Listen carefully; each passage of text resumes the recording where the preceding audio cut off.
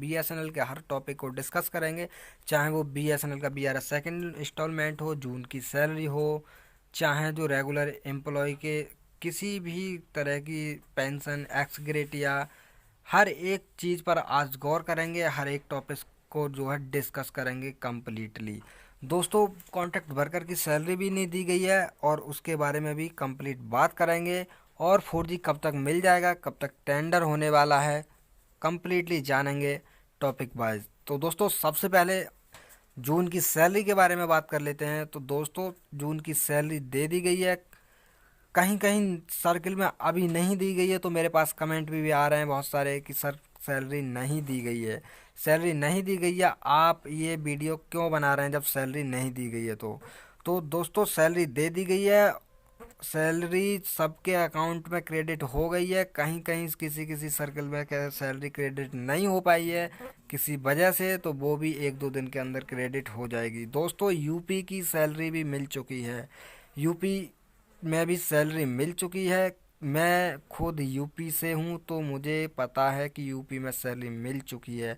आप चाहे कुछ भी कहें कि सैलरी नहीं मिली है। और दोस्तों, मेरे पास और भी कमेंट आ रहे हैं, जो मेरे सब्सक्राइबर हैं, जो मेरे व्यूअर हैं, जो कि रेगुलर मेरी वीडियो को देखते हैं, बहुत ही ज़्यादा इंगेज मेरे व्यूअर हैं मुझसे। दोस्तों, उन्होंने भी बताया कि सैलरी दे दी गई है सर, तमिलनाडु सर्किल की दे दी गई है, वेस्ट बंगाल सर्किल की तक सैलरी दे दी गई है, और दोस्तों कोलकाता सर्किल की भी सैलरी दे दी गई है। दोस्तों, सैलरी दे दी गई है, सैलरी आपके अकाउंट में क्रेडिट नहीं हुई है तो हो जाएगी कुछ दिन में, लेकिन ऐसा नहीं है कि ये कोई फेक न्यूज़ है। दोस्तों, अब बात करते हैं हम जो बीआरएस का सेकंड इंस्टॉलमेंट है।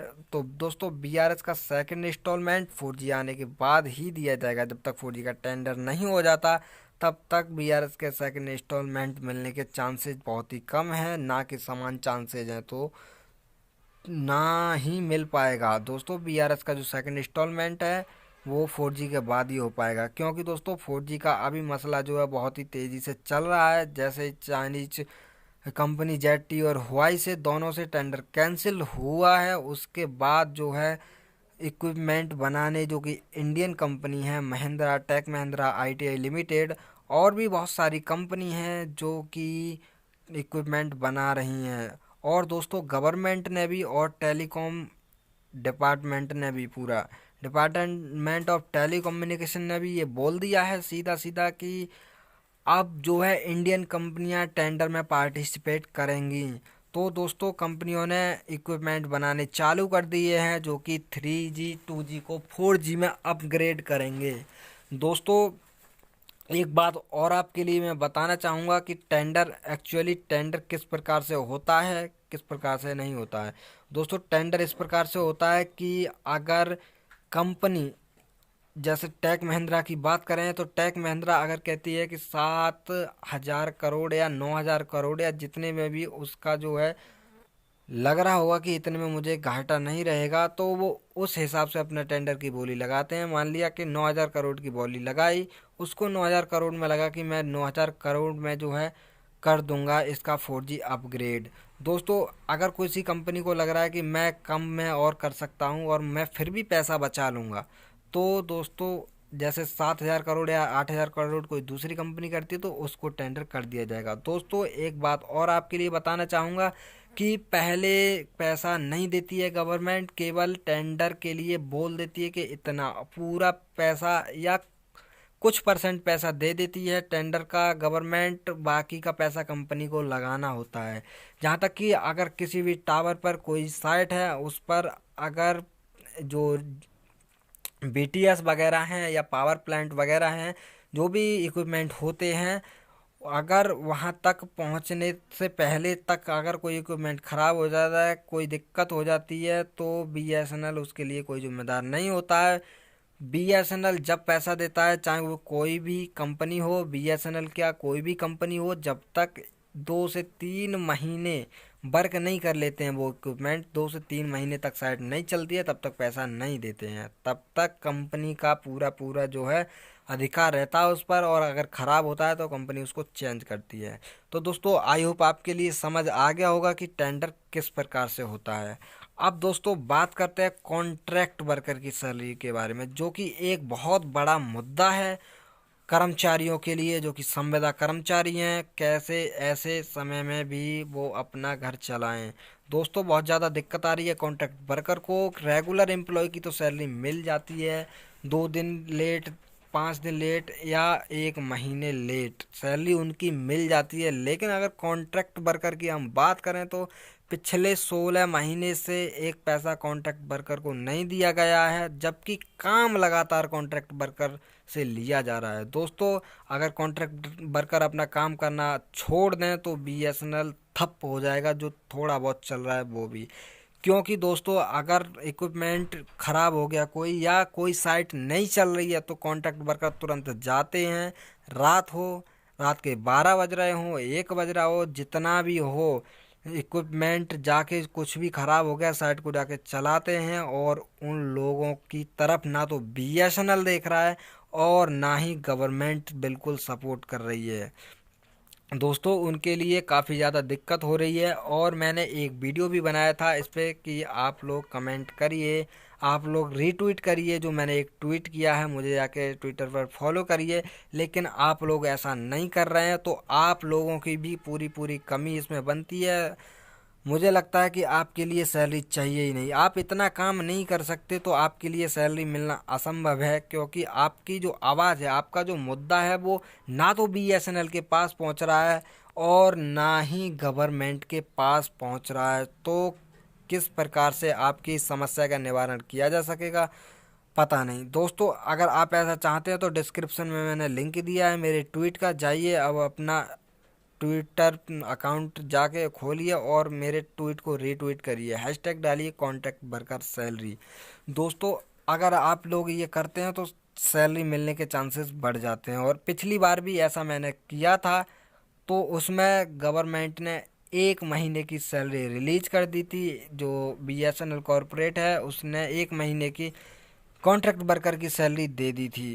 दोस्तों मेरी बात हुई थी बीएसएनएल से, बीएसएनएल कॉरपोरेट से बात हुई थी, तो उन लोगों ने कहा था कि सर आपकी जो रिक्वेस्ट है वो नोडल ऑफिसर्स के लिए भेज दी गई है, जहाँ से तहाँ तक सैलरी जल्दी दे दी जाएगी। तो केवल और केवल 1 महीने की सैलरी रिलीज की गई थी। लेकिन आप लोगों ने उस ट्वीट की तरफ बिल्कुल ध्यान नहीं दिया, आप लोगों ने बिल्कुल रीट्वीट नहीं किया, आप अपनी आवाज़ को खुद नहीं उठाना चाहते हैं। तो ऐसे में सैलरी मिलना इम्पॉसिबल है। तो आपको जो अच्छा लगे आप कर सकते हैं। दोस्तों अब बात कर लेते हैं हम 4G के बारे में, जो कि मेन मुद्दा है इसका। सब कुछ 4G पर टिका हुआ है बीएसएनएल का, सब कुछ, चाहे वो वर्कर की सैलरी हो, कॉन्ट्रैक्ट वर्कर की सैलरी हो, रेगुलर एम्प्लॉय की सैलरी हो, बीआरएस हो, या जो रेवेन्यू मॉडल है पूरा वो हो।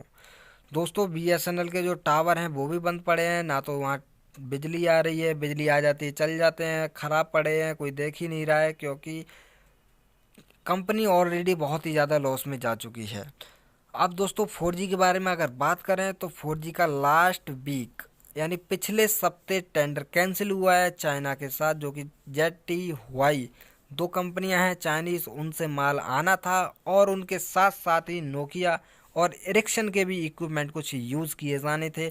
सब कुछ बहुत अच्छा चल रहा था और सब कुछ चालू हो जाता। दोस्तों लॉकडाउन से पहले 1 अप्रैल की बात की गई थी, सबसे पहले 1 मार्च के लिए 4G लॉन्च किया जाना था, लेकिन उसको कुछ समय के लिए डिले कर दिया गया। कुछ फाइनेंशियल प्रॉब्लम थी और कुछ जो है इंटरनल प्रॉब्लम थी, लेकिन उसको 1 अप्रैल कर दिया गया। उसके बाद कोविड-19 की वजह से सब काम ठप्प पड़ा रहा। उसके बाद चाइना ने जो है अपनी हरकत दिखानी शुरू कर दी बॉर्डर पर, और दोस्तों इसी के तहत सब कुछ को देखते हुए कैंसिल कर दिया गया 4G का टेंडर।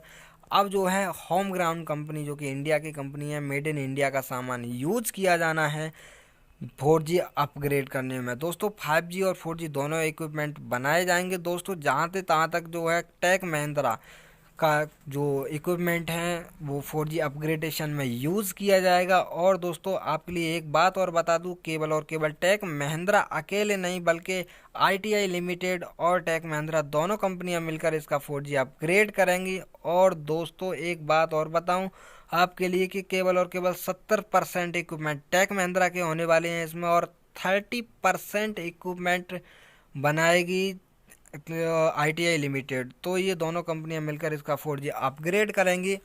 कब तक कर देती हैं दोस्तों? जल्दी ही कर देंगे, क्योंकि अभी ऐसी कुछ न्यूज़ नहीं आई है कि कब तक कर देती है। लेकिन दोस्तों इक्विपमेंट बनाना चालू कर दिया है, तो वो इक्विपमेंट ख़राब तो नहीं होने देगी गवर्नमेंट, क्योंकि इसका पूरा का पूरा इकॉनमी पर भी फ़र्क पड़ेगा। अगर इंडिया की कंपनी बंद होती हैं, ठप होती हैं, तो इकॉनमी पर भी इसका पूरा का पूरा फ़र्क पड़ेगा। ऑलरेडी बहुत ज़्यादा कोविड-19 की वजह से इकॉनमी लॉस में जा चुकी है, और दोस्तों अगर ये ऐसा होता है तो और ज़्यादा इकॉनमी लॉस में चली जाएगी। तो टेंडर जल्दी से होने के चांसेस हैं दोस्तों। 2 दिन में हो जाए टेंडर, 4 दिन में हो जाए, जैसे ही टेंडर होता है या कोई ऐसी न्यूज़ मेरे लिए मिलती है जो यूजफुल हो सकती है आपके लिए, तो मैं तुरंत वीडियो बनाने की कोशिश करूंगा और आप तक वो न्यूज़ पहुंचेगी दोस्तों। इसलिए आप मेरे चैनल को सब्सक्राइब करके बेल आइकन ज़रूर प्रेस कर लेना, ताकि आपसे वो यूजफुल नोटिफिकेशन मिस ना हो पाए। दोस्तों वीडियो अच्छी लगी तो वीडियो को लाइक करते जाइएगा और शेयर कीजिए इस वीडियो को अपने उन साथी एम्प्लॉय के साथ जिनके लिए इस वीडियो की बहुत ज़्यादा